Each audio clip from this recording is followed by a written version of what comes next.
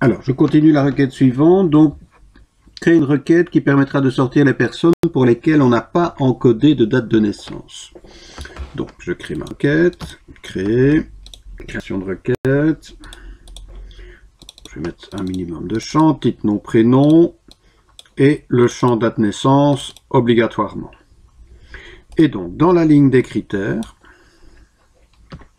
en dessous du champ date naissance, je vais mettre le critère est nul, ce qui veut dire est vide. Ok, donc lorsque j'exécuterai ma requête, il me sortira toutes les personnes pour lesquelles je n'ai pas encodé de date de naissance. Ici, quand j'exécuterai, je n'aurai personne vu que j'ai encodé une date de naissance pour tout le monde. Mais si je suis amené à rajouter des enregistrements dans ma table pour lesquels je n'ai pas la date de naissance, à ce moment-là, il les sortira lorsque j'exécuterai ma requête. Donc, je vais sauver cette requête. R- on va appeler ça manque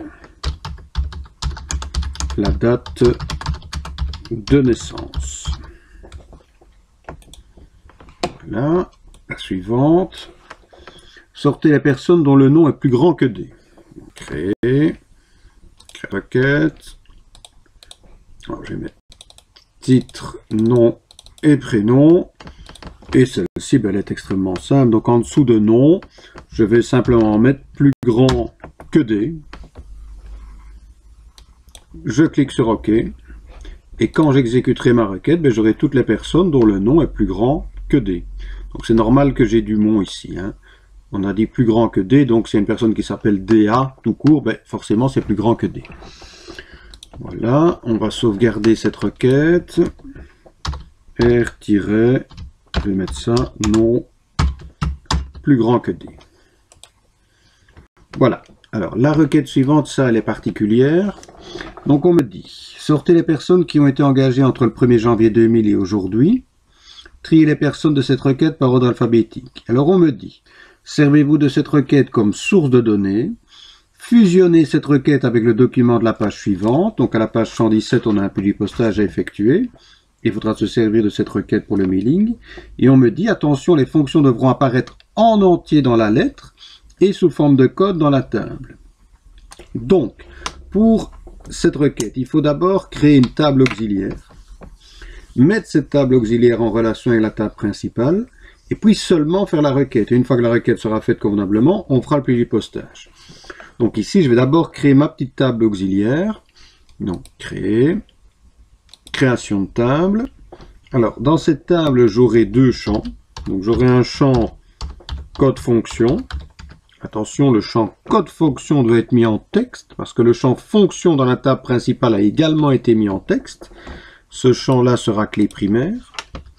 Et ensuite, le champ suivant, non fonction, qui sera en texte. Je vais sauvegarder ma table. Je vais l'appeler tfonction. Tfonction. Voilà. Et je vais maintenant basculer en mode feuille de données pour encoder les fonctions. Donc on me dit 1, ça correspond à éducateur. 2, professeur de cours technique. Professeur de cours technique. 3, instituteur.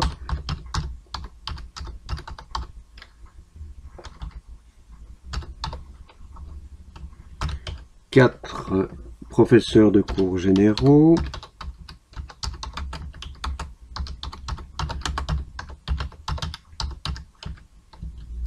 5, secrétaire. Et 6, éducateurs spécialisés.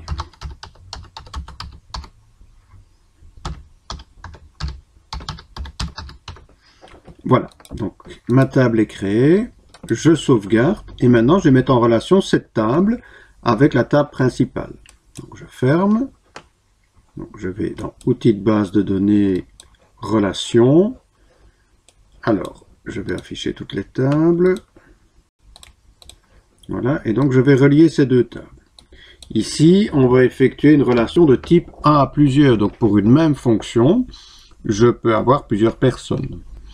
Donc Je répète les règles pour les relations de type 1 à plusieurs. Donc un champ commun, code fonction et fonction contiennent le même type d'information. Le champ côté 1 doit être clé primaire. Le champ côté plusieurs doit accepter les doublons. Les deux champs doivent contenir le même type de données, sont tous les deux en texte. Ils doivent tous les deux avoir la même taille. Donc, toutes les conditions sont là pour que la relation puisse se faire.